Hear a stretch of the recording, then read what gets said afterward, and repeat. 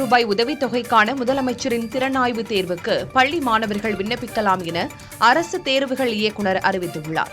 10ஆம் வகுப்பு படிக்கும் அரசு பள்ளி மாணவர்களுக்கு மாதந்தோறும் ரூபாய் உதவித்தொகை வழங்க வகை செய்யும் முதலமைச்சரின் திறனாய்வு தேர்வு வரும் ஜனவரி மாதம் 25ஆம் தேதி நடைபெறவுள்ளது. நடப்பு கல்வியாண்டில் 10ஆம் வகுப்பு படிக்கும் மாணவ மாணவிகள் இந்த தேர்வுக்காக வரும் 30ஆம் தேதி முதல் விண்ணப்பிக்கலாம் என அரசு தேர்வுத்துறை தெரிவித்திருக்கிறது. 500 மாணவர்கள் 500 மாணவிகள் என 1000 நபர்கள் தேர்வு செய்யப்பட்டு அவர்களுக்கு மாதந்தோறும் ரூபாய் வீதம் 10 மாதங்களுக்கு வழங்கப்படும். www.dge.tn.gov.in என்ற இணையதளத்தில் வரும் 30ஆம் தேதி முதல் விண்ணப்பங்களை பதிவிறக்கம் செய்து பூர்த்தி செய்யப்பட்ட விண்ணப்பங்களை டிசம்பர் 9ஆம் தேதிக்குள் பள்ளியின் தலைமை ஆசிரியர்களிடம் சமர்ப்பிக்க வேண்டும் என தெரிவிக்கப்பட்டுள்ளது.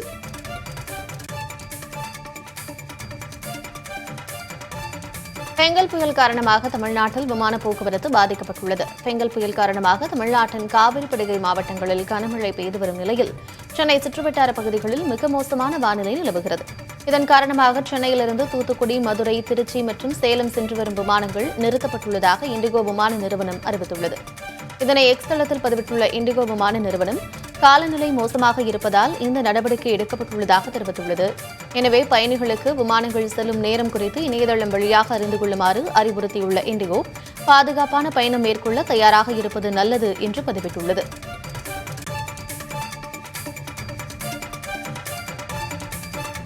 திமுக அரசின் 3 ஆண்டு காலத்தில் 1,69,564 புதிய வேளாண் மின் இணைப்புகள் வழங்கப்பட்டுள்ளதாக மின்சாரத்துறை அமைச்சர் செந்தில் பாலாஜி தெரிவித்துள்ளார். இந்தியாவிலேயே முதல் முறையாக முன்னாள் முதலமைச்சர் கருணாநிதிதான் 1989 முதல் 90ஆம் ஆண்டில் உழவர்களுக்கு இலவச மின்சார திட்டத்தை தொடங்கி வைத்தார் என்று செந்தில் பாலாஜி அறிக்கை ஒன்றில் சுட்டிக்காட்டியுள்ளார். 2010-11ஆம் ஆண்டில் மட்டும் 77,158 இலவச வேளாண் மின் இணைப்புகளை கொடுத்து சாதனை படைத்ததாக அவர் சுட்டிக்காட்டியுள்ளார். ஸ்டாலின் தலைமையிலான திமுக அரசு கடந்த 3 ஆண்டுகளில் மட்டும் 1,69,564 புதிய வேளாண் மின் இணைப்புகளை கொடுத்திருப்பதாகவும் இதற்காக மின் கட்டமைப்புகள் மேம்படுத்தப்பட்டுள்ளதாகவும் அமைச்சர் குறிப்பிட்டுள்ளார். இதனால் 3,38,380 ஏக்கர் வேளாண் நிலங்கள் பாசன வசதியை பெற்றிருப்பதாகவும் செந்தில் பாலாஜி பெருமைப்பட தெரிவித்துள்ளார். ஆனால் 2016 21ஆம் ஆண்டுகளில் அதிமுக ஆட்சியில் உழவர்களுக்கு 1,38,592 வேளாண் மின் இணைப்புகள் மட்டுமே வழங்கப்பட்டதையும் அமைச்சர் சுட்டிக்காட்டியுள்ளார்.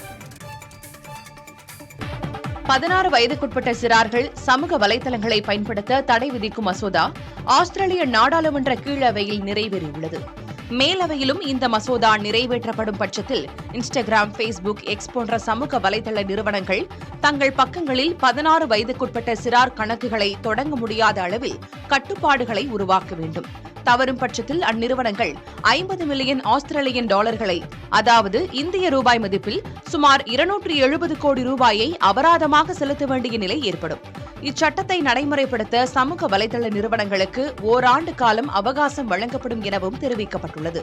மேலும் இச்சட்டம் நடைமுறைக்கு வரும் பட்சத்தில் சமூக வலைதள கணக்குகளை சிறார் தொடங்க இயலா நிலையை சட்டம் மூலமாக உருவாக்கிய உலகின் முதல் நாடு ஆஸ்திரேலியாவாக இருக்கும்.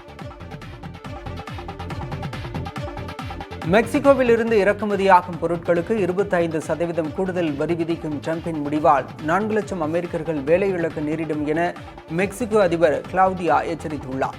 ட்ரம்பின் அறிவிப்பு மெக்சிகோவில் செயல்படும் அமெரிக்க நிறுவனங்களுக்கு பாதிப்பை ஏற்படுத்தும் என்றும் இது ஏற்கனவே மேற்கொண்ட வர்த்தக ஒப்பந்தத்தை மீறும் வகையில் உள்ளதாகவும் அவர் சுட்டிக்காட்டியுள்ளார்.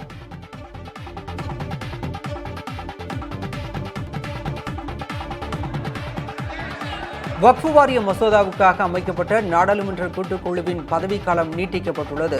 அதன்படி அடுத்த ஆண்டு நடைபெறும் பட்ஜெட் கூட்டத்தொடரின் இறுதி நாள் வரை கூட்டுக்குழுவின் பதவிக்காலம் நீட்டிக்கப்படுவதாக அறிவிக்கப்பட்டுள்ளது. இது தொடர்பான தீர்மானத்தை கூட்டுக்குழுவின் தலைவரும் பாஜக மூத்த தலைவருமான ஜெகதாம்பிகா பால் மக்களவையில் கொண்டு வந்தார்.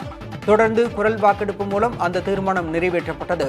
வக்ஃப் வாரிய சட்ட திருத்த மசோதாவுக்கு எதிர்க்கட்சிகள் கடும் எதிர்ப்பு தெரிவித்து வரும் நிலையில் அது குறித்து உறுப்பினர்களிடம் கருத்து கேட்க வேண்டும் என்பதற்காக கூட்டுக்குழுவின் பதவிக்காலம் தற்போது நீட்டிக்கப்பட்டுள்ளது.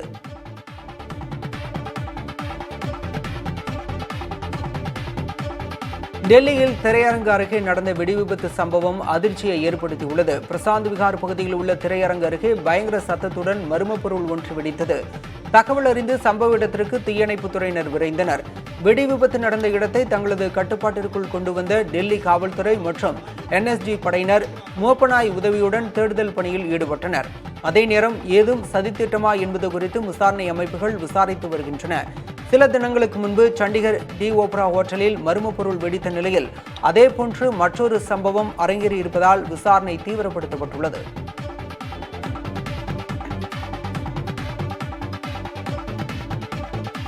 டெல்லியில் சோதனைக்கு சென்ற அமலாக்கத்துறை அதிகாரிகள் மீது தாக்குதல் நடத்தப்பட்ட சம்பவம் அதிர்ச்சியை ஏற்படுத்தியுள்ளது. பிஜ்வாசன் பகுதியில் உள்ள தொழிலதிபரின் வீட்டில் அமலாக்கத்துறையினர் உயர் தீவிர விசாரணை பிரிவு அதிகாரிகள் சோதனை மேற்கொண்டனர். செல்போன் செயலி மூலம் சைபர் குற்றங்களில் ஈடுபடும் குழுவுடன் அவருக்கு தொடர்பு இருப்பதாக எழுந்த குற்றச்சாட்டின் பேரில் இந்த சோதனை நடைபெற்றுள்ளது. சோதனைக்காக சென்றிருந்த அதிகாரிகள் மீது அங்கிருந்து 5 பேர் கொண்ட கும்பல் தாக்குதல் நடத்தியுள்ளது. இந்த சம்பவத்தை தொடர்ந்து டெல்லி காவல்துறையினர் வழக்கு பதிவு செய்து விசாரணை மேற்கொண்டுள்ளனர். மேலும் தாக்குதல் நடத்திய நபர்களை தேடி வருகின்றனர்.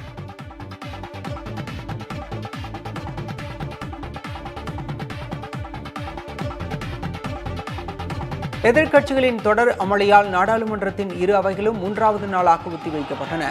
நாடாளுமன்ற குளிர்கால கூட்டத்தொடர் தொடங்கிய நாள் முதலே அதானி விவகாரம், மணிப்பூர் வன்முறை, வக்ஃபு வாரிய திருத்தச் சட்டம் உள்ளிட்டவற்றை முன்வைத்து எதிர்க்கட்சிகள் அமளியில் ஈடுபட்டு வருகின்றன.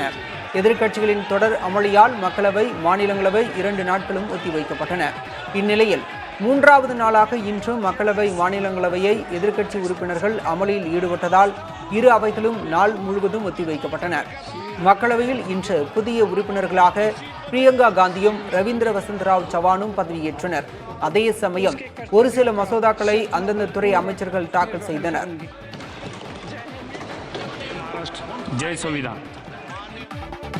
அதானி குழுமத்திடம் ஜெகன்மோகன் ரெட்டி லஞ்சம் பெற்றது தொடர்பாக நடவடிக்கை எடுக்கப்படும் என ஆந்திர துணை முதலமைச்சர் பவன் கல்யாண் தெரிவித்துள்ளார்.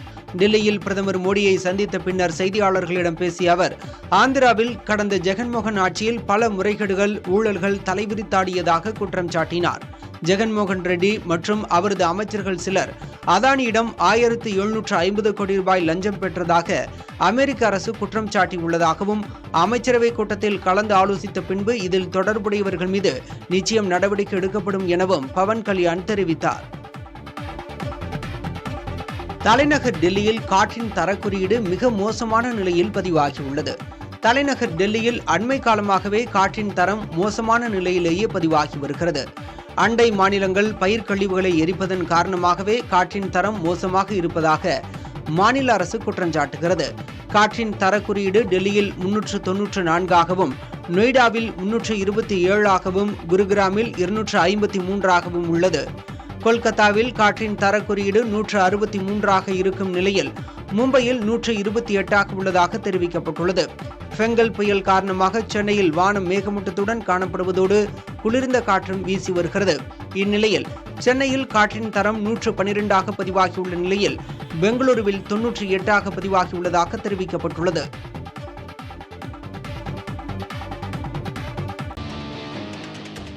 உடல்நலக் குறைவால் மருத்துவமனையில் அனுமதிக்கப்பட்டுள்ள காங்கிரஸ் மூத்த தலைவர் EVK இளங்கோவனை முதலமைச்சர் MK ஸ்டாலின் சந்தித்து நலம் விசாரித்தார்.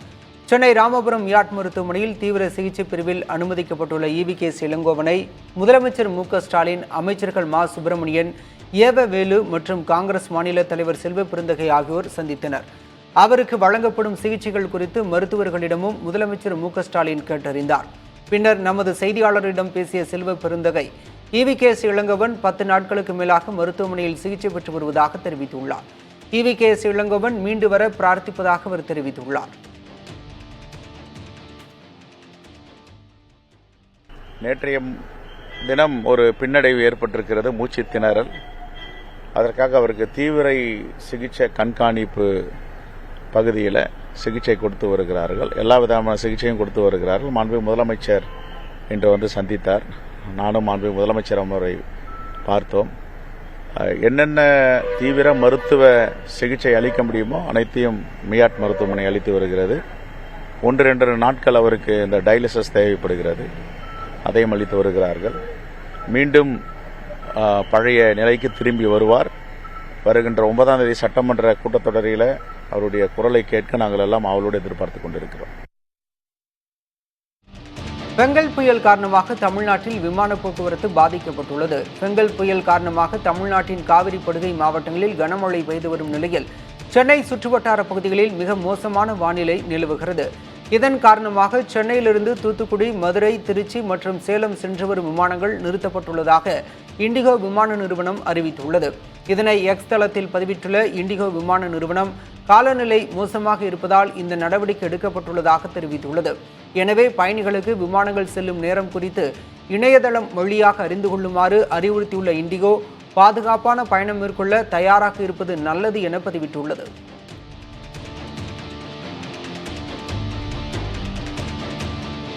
திமுக அரசின் 3 ஆண்டு காலத்தில் 1,69,564 புதிய வேளாண் மின் இணைப்புகள் வழங்கப்பட்டுள்ளதாக மின்சாரத்துறை அமைச்சர் செந்தில் பாலாஜி தெரிவித்துள்ளார்.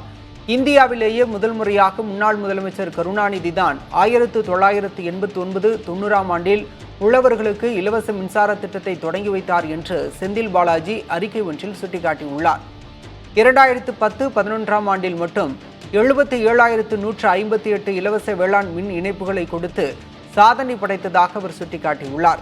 மு.க. ஸ்டாலின் தலைமையிலான திமுக அரசு கடந்த 3 ஆண்டுகளில் மட்டும் 1,69,564 புதிய வேளாண் மின் இணைப்புகளை கொடுத்திருப்பதாகவும் இதற்காக மின் கட்டமைப்புகள் மேம்படுத்தப்பட்டுள்ளதாகவும் அமைச்சர் குறிப்பிட்டுள்ளார். இதனால் 3,38,380 ஏக்கர் வேளாண் நிலங்கள் பாசன வசதியை பெற்றிருப்பதாகவும் செந்தில் பாலாஜி பெருமைப்பட தெரிவித்துள்ளார். ஆனால் 2016-21 ஆண்டுகளில் அதிமுக ஆட்சியில் உழவர்களுக்கு 1,38,592 வேளாண் மின் இணைப்புகள் மட்டுமே வழங்கப்பட்டதையும் அமைச்சர் சுட்டிக்காட்டியுள்ளார். சென்னையில் ஆளுநர் மாளிகை முன்பு மரம் விழுந்து பெண் காவலர் காயமுற்றார். வானிலை மாற்றம் காரணமாக சென்னையில் காற்றின் வேகம் சற்று அதிகரித்து காணப்படுகிறது. இந்நிலையில் கிண்டி ஆளுநர் மாளிகை முன்பு சாலையோரம் இருந்த ஒரு மரம் திடீரென முறிந்து விழுந்தது. ஆளுநர் மாளிகையின் பிரதான வாயிலில் உள்ள காவல்துறையின் பூத்தில் பணியில் இருந்த காவலர் நந்தினியின் மீது மரம் விழுந்ததால் அவரது இடது கையில் வீக்கம் ஏற்பட்டது. நந்தினியை சக காவலர்கள் மீட்டு சைதாப்பேட்டை அரசு மருத்துவமனைக்கு சிகிச்சைக்காக அனுப்பி வைத்தனர். தீயணைப்புத் துறையினர் வரவழைக்கப்பட்டு முறிந்து விழுந்த மரம் வெட்டி அகற்றப்பட்டது. இதனால் அவ்வழியில் சிறிது நேரம் போக்குவரத்து பாதிக்கப்பட்டது.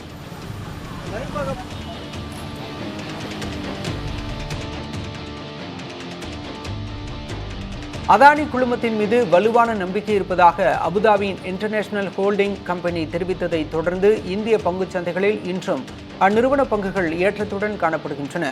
அதானி குழுமத்தின் பசுமை எரிசக்தி திட்டங்கள் தங்களுக்கு நம்பிக்கையை அளிப்பதாக அபுதாபி இன்டர்நேஷனல் ஹோல்டிங் கம்பெனி தெரிவித்துள்ளது. அமெரிக்க வழக்கு தொடர்பான பிரச்சனையை தங்கள் நிறுவனம் உற்றுநோக்கி வருவதாக தெரிவித்துள்ள அந்த நிறுவனம் தாங்கள் அதானி குழுமத்தில் செய்துள்ள முதலீட்டில் எந்த மாற்றமும் தற்போது செய்யப்போவதில்லை என கூறியுள்ளது. சென்ற அக்டோபர் மாத இறுதியில் அதானி என்டர்பிரைசஸ் நிறுவனத்தில் இன்டர்நேஷனல் ஹோல்டிங்ஸ் நிறுவனம் தங்களின் முதலீடுகளை அதிகரித்திருந்தது கவனம் பெறுகிறது.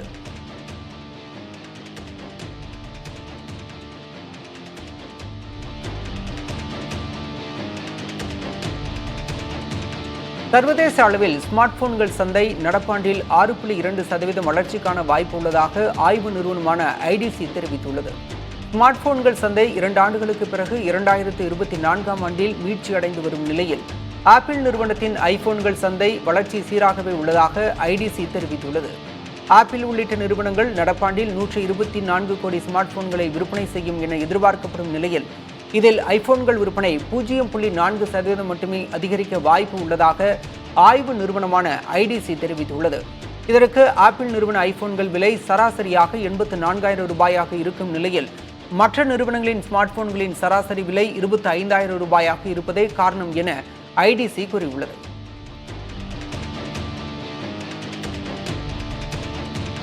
அமரன் படத்தில் ராணுவ வீரராக நடித்த சிவகார்த்திகேயனை சென்னை பரங்கிமலையில் இருக்கும் ராணுவ பயிற்சி அகாடமி கௌரவித்துள்ளது. ராஜ்குமார் பெரியசாமி இயக்கத்தில் மேஜர் முகுந்த் வரதராஜனின் வாழ்க்கை வரலாற்றை தழுவி எடுக்கப்பட்ட அமரன் திரைப்படத்தில் சிவகார்த்திகேயன் கதாநாயகனாக நடித்தார். கதாநாயகியாக சாய் பல்லவி நடித்திருந்தார். இந்த படம் 25 நாட்களை கடந்து வெற்றிகரமாக திரையரங்குகளில் ஓடிக்கொண்டிருக்கிறது. ராஜ்கமல் பிலிம்ஸ் இப்படத்தை தயாரித்திருந்தது. இந்நிலையில் ராணுவ வீரராக சிறப்பான நடிப்பை வெளிப்படுத்தியிருந்ததாக நடிகர் சிவகார்த்திகேயனை அழைத்து ராணுவ பயிற்சி அகாடமி கௌரவித்துள்ளது. விழாவில் சிவகார்த்திகேயன் சிறப்புரையாற்றியுள்ளார். டான் திரைப்பட இயக்குனர் சிபி சக்கரவர்த்தியோடு சிவகார்த்திகேயன் மீண்டும் இணையும் படத்தின் தொடக்க விழா எளிமையான முறையில் நடைபெற்றது. அனிருத் இசையமைப்பில் உருவாகும் இப்படத்தில் நாயகியாக ராஷ்மிகா மந்தனா நடிக்க உள்ளார். இது மட்டுமல்லாமல் சுதா கொங்கரா இயக்கத்திலும் சிவகார்த்திகேயன் நடிக்க உள்ளார் என தகவல் வெளியாகியுள்ளது.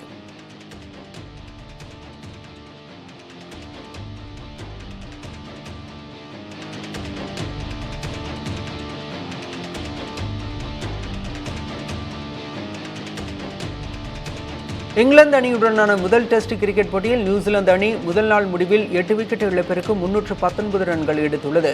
கிரைஸ்ட் சர்ச் நகரில் நடைபெற்று வரும் இந்த போட்டியில் இங்கிலாந்து முதலில் ஃபீல்டிங்கை தேர்வு செய்தது. அந்த அணி குறுகிய இடைவெளியில் விக்கெட்டுகளை இழந்து போராடிய நிலையில் அனுபவ வீரர் கேன் வில்லியம்சன் நிதானமாக விளையாடி ரன்கள் சேர்த்தார். சிறப்பாக விளையாடிய அவர் சதமடிக்கும் வாய்ப்பை தவறவிட்டார். 93 ரன்களில் அட்கின்சனின் பந்துவீச்சில் அவர் விக்கெட்டை இழந்தார். இங்கிலாந்து தரப்பில் ஷோயப் பஷீர் 4 விக்கெட்டுகளை சாய்த்தார். கிளென் பிலிப்ஸ் 41 ரன்களுடனும் டிம் சவுத்தி 10 ரன்களுடனும் களத்தில் உள்ளனர்.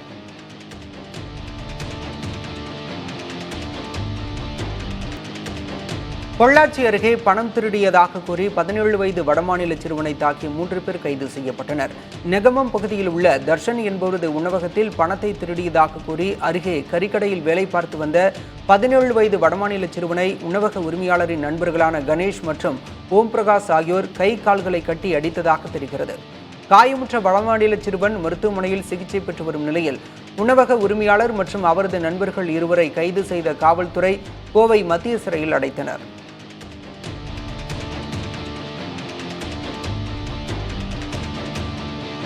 திருவண்ணாமலை மாவட்டம் வந்தவாசியில் வருவாய்த்துறை அலுவலர்களின் போராட்டம் 3வது நாளாக நீடிப்பதால் வட்டாட்சியர் அலுவலகம் செயல்படாமல் முடங்கியது. பழைய ஓய்வூதிய திட்டத்தை மீண்டும் அமல்படுத்துவது உள்ளிட்ட 9 அம்ச கோரிக்கைகளை முன்வைத்து தமிழ்நாடு வருவாய்த்துறை அலுவலர்கள் கடந்த செவ்வாயன்று போராட்டங்களை தொடங்கினர். வந்தவாசி வட்டாட்சியர் அலுவலகம் முன்பு நடைபெறும் காத்திருப்பு போராட்டம் 3வது நாளாக நீடித்தது. அலுவலர்கள் பணியை புறக்கணித்துவிட்டு போராட்டத்தில் ஈடுபட்டதால் வருவாய்த்துறை சேவைகள் முடங்கின. இதனால் பல்வேறு தேவைகளுக்காக வட்டாட்சியர் அலுவலகத்திற்கு வந்தவர்கள் ஏமாற்றம் அடைந்தனர்.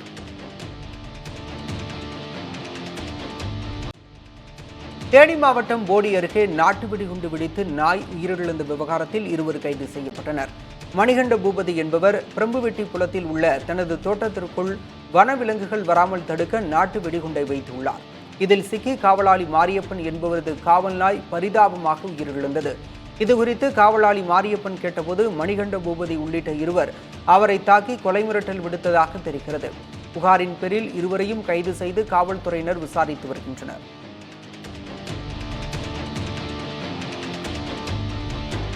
பொள்ளாச்சி வடுகப்பாளையம் ரயில்வே கேட் மூடப்படுவதாக அறிவிப்பு வெளியானதால் பொதுமக்கள் ரயில் மறியல் செய்ய முயன்றனர். பாலக்காடு சாலையில் அமைந்துள்ள வடுகப்பாளையம் பகுதிக்கு கோவை சாலையிலிருந்து ஒரு இணைப்பு சாலையும் உள்ளது. இந்த வழித்தடத்தில் அமைந்துள்ள ரயில்வே கேட்டை நிரந்தரமாக மூடுவதாக ரயில்வே துறை அறிக்கை ஒன்றை வெளியிட்டது. இதற்கு எதிர்ப்பு தெரிவித்த பொதுமக்கள் ரயில் மறியல் போராட்டத்தில் ஈடுபட முயற்சித்தனர். ரயில்வே துறை அதிகாரிகளுடன் சுமூக பேச்சுவார்த்தை நடத்தப்படும் என காவல்துறை உறுதியளித்ததை அடுத்து கலைந்து சென்றனர். சிறிது மழை பெய்தால் போதும் பள்ளி கல்லூரி மாணவ மாணவிகளின் கண்கள் செய்தி சேனல்களை தேடத் தொடங்கிவிடும். பள்ளிக்கு விடுமுறையா என்பதை அறிந்து கொள்ள மாணவ செல்வங்களுக்கு அவ்வளவு ஆர்வம். ஆனால் தென்காசியைச் சேர்ந்த 4 வயது சிறுவனோ விடுமுறை தினத்தில் பள்ளிக்கு செல்ல வேண்டும் என அடம்பிடித்திருக்கிறார். வாசுதேவன் நல்லூரில் விடிய விடிய மழை பெய்ததால் தனியார் பள்ளிகளுக்கு விடுமுறை அளிக்கப்பட்டது. இதை அறிந்த எல்கேஜி படிக்கும் கெகன் கஹரி என்ற சிறுவன் புத்தக பையை தோளில் சுமந்து கொண்டு பள்ளிக்கு செல்ல வேண்டும் என கூறி தரையில் உருண்டு புரண்டு அடம் பிடித்த காட்சிகள் இணையத்தை ஆக்கிரமித்துள்ளன.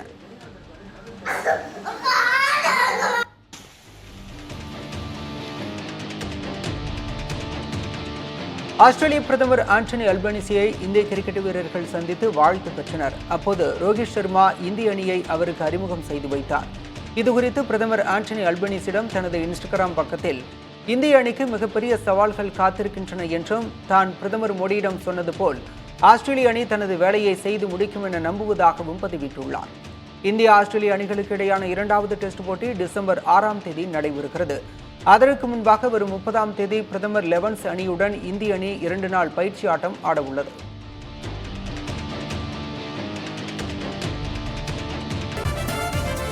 எதிர்க்கட்சிகளின் தொடர் அமளியால் நாடாளுமன்றத்தின் 2 அவைகளும் 3வது நாளாக ஒத்திவைக்கப்பட்டன. நாடாளுமன்ற குளிர்கால கூட்டத்தொடர் தொடங்கிய நாள் முதலே அதானி விவகாரம், மணிப்பூர் வன்முறை, வக்ஃபு வாரிய திருத்த சட்டம் உள்ளிட்டவற்றை முன்வைத்து எதிர்க்கட்சிகள் அமளியில் ஈடுபட்டு வருகின்றன. எதிர்க்கட்சிகளின் தொடர் அமளியால் மக்களவை, மாநிலங்களவை 2 நாட்களும் ஒத்திவைக்கப்பட்டன. இந்நிலையில் 3வது நாளாக இன்றும் மக்களவை, மாநிலங்களவையில் எதிர்க்கட்சி உறுப்பினர்கள் அமளியில் ஈடுபட்டதால் இரு அவைகளும் நாள் முழுவதும் ஒத்திவைக்கப்பட்டன. மக்களவையில் இன்று புதிய உறுப்பினர்களாக பிரியங்கா காந்தியும் ரவீந்திர பசின்ராவ் சவானும் பதவியேற்றனர். அதே சமயம் ஒரு சில மசோதாக்களை அந்தந்த துறை அமைச்சர்கள் தாக்கல் செய்தனர். उसके कर्तव्यों का श्रद्धापूर्वक निर्वहन करूंगी. வயநாடு தொகுதி மக்களவை உறுப்பினராக பிரியங்கா காந்தி பதவியேற்றுக் கொண்டார். வயநாடு தொகுதிக்கான இடைத்தேர்தலில் வெற்றி பெற்ற பிரியங்கா காந்தி அரசியலமைப்பு புத்தகத்தை கையில் ஏந்தியவாறு பதவியேற்றார். பிரியங்கா காந்தி கேரள பெண்கள் விழாக்காலங்களில் அணியும் கசவு சேலையை அணிந்து வந்திருந்தது அனைவரின் கவனத்தையும் ஈர்த்தது. நாடாளுமன்றம் வந்த பிரியங்கா காந்தியை மக்களவை எதிர்க்கட்சித் தலைவரும் அவரது சகோதரருமான ராகுல் காந்தி மற்றும் காங்கிரஸ் கட்சி எம்பிக்கள் உற்சாகமாக வரவேற்று புகைப்படம் எடுத்துக் கொண்டனர். பிரியங்கா காந்தியை தொடர்ந்து நான்டெட் இடைத்தேர்தலில் வென்ற காங்கிரஸ் கட்சியைச் சேர்ந்த ரவீந்திர பசின்ராவ் சவானும் மக்களவை உறுப்பினராக பதவியேற்றுக் கொண்டார்.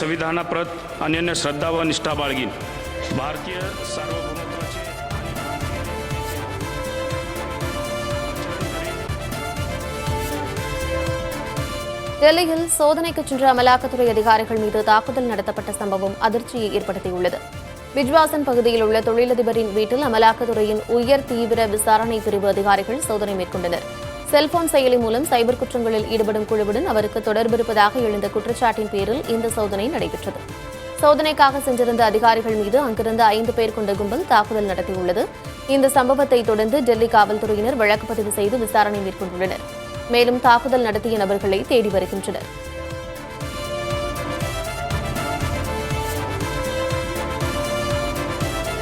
டெல்லியில் திரையரங்கு அருகே நடந்த வெடிவிபத்து சம்பவம் அதிர்ச்சியை ஏற்படுத்தியுள்ளது. பிரசாந்த் புகார் பகுதியில் உள்ள திரையரங்கு அருகே பயங்கர சத்தத்துடன் மர்ம பொருள் ஒன்று வெடித்தது.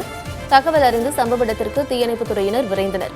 வெடி விபத்து நடந்த இடத்தை தங்களது கட்டுப்பாட்டிற்குள் கொண்டு வந்த டெல்லி காவல்துறை மற்றும் NSG படையினர் மோப்பநாய் உதவியுடன் தேடுதல் பணியில் ஈடுபட்டனர். அதே நேரம் ஏதும் சதித்திட்டமா என்பது குறித்தும் விசாரணை அமைப்புகள் விசாரித்து வருகின்றன. சில தினங்களுக்கு முன்பு சண்டிகர் டி ஓபரா ஹோட்டலில் மர்ம பொருள் வெடித்த நிலையில் அதேபோன்ற மற்றொரு சம்பவம் அரங்கேறியிருப்பதால் விசாரணை தீவிரப்படுத்தப்பட்டுள்ளது. மகா விகாஸ் அகாதி கூட்டணியிலிருந்து விலகுமாறு உத்தவ் தாக்கரேவுக்கு சிவசேனா MLAக்கள் அழுத்தம் கொடுப்பதாக தகவல் வெளியாகியுள்ளது. காங்கிரஸ், சிவசேனாவின் உத்தவ் தாக்கரே பிரிவு, தேசியவாத காங்கிரஸ், சரத்பவார் பிரிவு அடங்கிய கூட்டணி மகாராஷ்டிர பேரவை தேர்தலில் படுதோல்வியை சந்தித்தது. இது தொடர்பாக உத்தவ் தாக்கரே தலைமையில் நடைபெற்ற கூட்டத்தில் பெரும்பாலானோர் மகா விகாஸ் அகாதி கூட்டணியிலிருந்து விலகுமாறு வலியுறுத்தியதாக கூறப்படுகிறது. சிவசேனாவின் பாரம்பரிய வாக்கு வங்கி ஷிண்டே பிரிவின் பக்கம் சென்றுவிட்டதாகவும் அவர்கள் அச்சம் தெரிவித்த நிலையில் இந்த தகவல் வெளியாகியிருக்கிறது. சிவசேனாவின் ஷிண்டே பிரிவு 56 தொகுதிகளில் வெற்றி பெற்ற நிலையில் உத்தவ் தாக்கரே பிரிவு 20 மட்டுமே வென்றது.